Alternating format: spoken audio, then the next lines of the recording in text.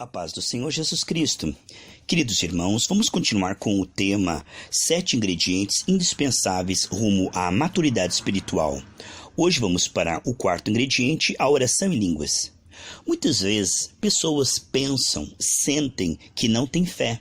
Mas Deus não nos deixou desamparado e tudo o que Ele faz é muito bom. A palavra de Deus diz em Romanos 12, versículo 3, que a todos, veja, a todos, inclui você e eu, foi dado a medida de fé. Portanto, tudo que Deus dá é muito bom. Tudo que Deus faz é perfeito na nova criação. A velha criação, aquilo que Deus criou no início, foi deformado pela queda. Mas as coisas espirituais em Cristo não são tocadas pelo inimigo. Portanto, tudo aquilo que Deus coloca no nosso espírito, nossa vida espiritual, é perfeito. Então, você pode ter certeza que o dom da fé, a fé que você tem, te conecta sim a Deus. Esta fé realmente abre, dá espaço para que Deus venha até você e possa falar com você. Ele não dá pedra para quem pede pão. Romanos 12, 3 diz que a todos foi dado a medida da fé. Então, creia que a fé que Deus te deu te conecta a Ele. Em Romanos capítulo 5, versículo 1, diz que através da fé nós temos acesso a esta graça. Então, Deus certamente nos deu uma fé que cumpre a função, que é nos conectar a Deus para que Ele possa nos ajudar. E Deus chama a nossa fé de santíssima. Veja, santíssima. Em Judas, versículo 20, o Senhor fala que a nossa fé é santíssima e deve ser edificada. Sabe por que santíssima? Porque está presente o Pai, o Filho e o Espírito Santo e estão trabalhando para que nós possamos crescer rumo à maturidade espiritual. Como que podemos crescer na fé santíssima? Ali no versículo 20 de Judas diz, orando no Espírito.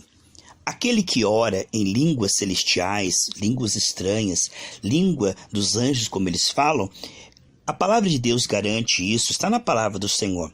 Em Romanos, capítulo 14, 1 Coríntios, capítulo 14, versículo 3, diz assim, amados, que aquele que ora em línguas edifica-se a si mesmo. E aí, edificado, você pode ter comunhão com Deus, e aí, como resultado disso, você pode ajudar pessoas. Somente pessoas que foram edificadas espiritualmente é que serão aptas para ajudar outras pessoas. Jesus disse, Pedro, quando tu te converteres, aí apacenta e ajuda os teus irmãos. Uma pessoa edificada espiritualmente, ela tem fé para orar, ela tem fé para ensinar, para impor as mãos. Tudo o que ela faz tem unção, tem liberação de virtude. A oração em línguas é tão tremendo, amados, a oração celestial, porque ela vai além da mente. Se nós orarmos com o nosso entendimento, nós vamos orar por aquilo que nós pensamos ser necessário ou entendemos segundo a nossa condição atual. Mas quando oramos em linguagem celestial, nós estamos orando não daquilo que vem da nossa mente, mas aquilo que vem do Espírito de Deus. É uma oração perfeita. Quando nós estamos orando na linguagem celestial, muitas vezes nós não entendemos. E isto parece ser inútil, desnecessário, cansativo, monótono. A pessoa começa a orar e já para. Mas se ela continuar, mesmo não entendendo, mesmo não sentindo nada, ela está dando espaço para que o Espírito ore. Amados, e é tão tremendo, porque a oração em línguas, ela é o Espírito Santo, através de nós, falando com o Pai. Coisa tremenda, né? Já pensou? Um membro da Trindade falando o que nós precisamos a outro membro da Trindade. O que vemos sem dúvida em Romanos 8 diz que nós não sabemos orar como convém. Então o Espírito Santo intercede por nós com gemidos inexprimíveis. O que vemos sem dúvida é que não devemos desprezar a oração que nós fazemos com o nosso intelecto, com o nosso coração, desabafando com Deus e falando daquilo que nós já entendemos ou pensamos. Não está nada errado, mas além dessa oração com o entendimento, é muito importante a oração em línguas, porque ali há um mistério, amados. Olha, você pode estar intercedendo por uma pessoa lá na Coreia.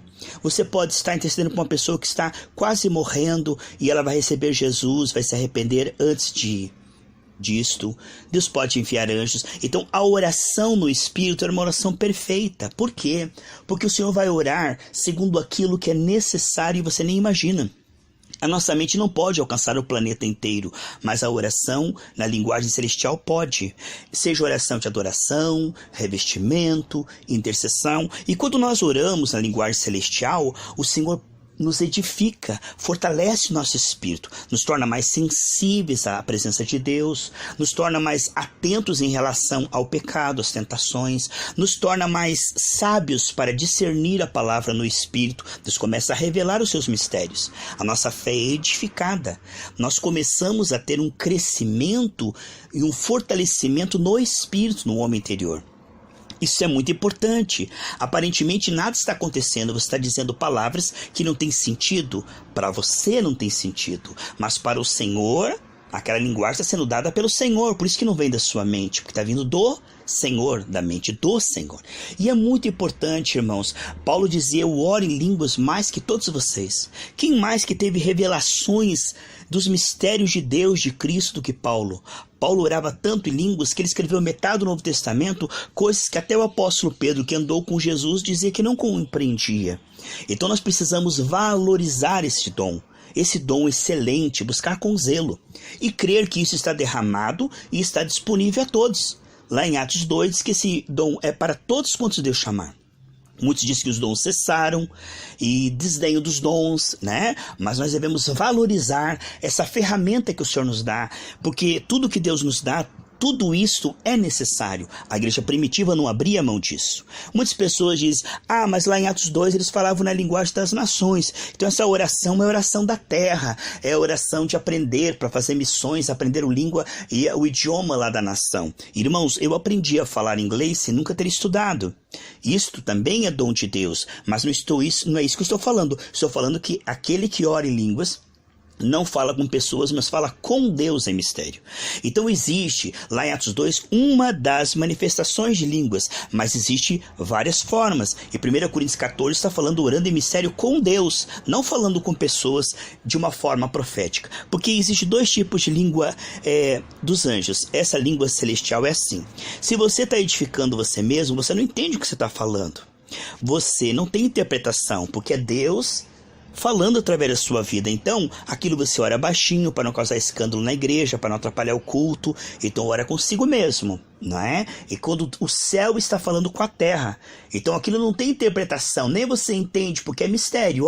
Deus está falando, edificando o seu espírito. Lá na frente, isso vai ser trazido para a tua alma, seja por sonho, por uma meditação na palavra, você está andando na rua, isso com o tempo vem para a tua alma, mas demora. Aquilo está vindo derramando no teu espírito, edificando o seu espírito. Então, quando é linguagem para edificação própria, não tem interpretação.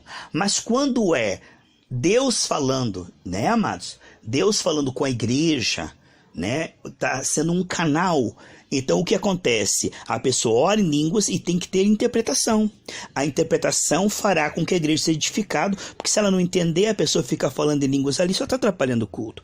Mas a oração em línguas, mais o dom de interpretação de línguas, é o dom de profecia.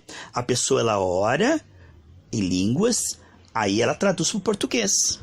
Isto aí pode ser feito pela própria pessoa ou por uma outra pessoa. Às vezes uma pessoa está orando em línguas e outra pessoa tem o dom de interpretação de línguas. E esses dois dons formam o dom da profecia, que é o dom de Deus falar com a igreja aquilo que ela precisa ouvir, além de ouvir a palavra, que é a verdadeira profecia, né, amados? Mas Deus fala através dos dons também.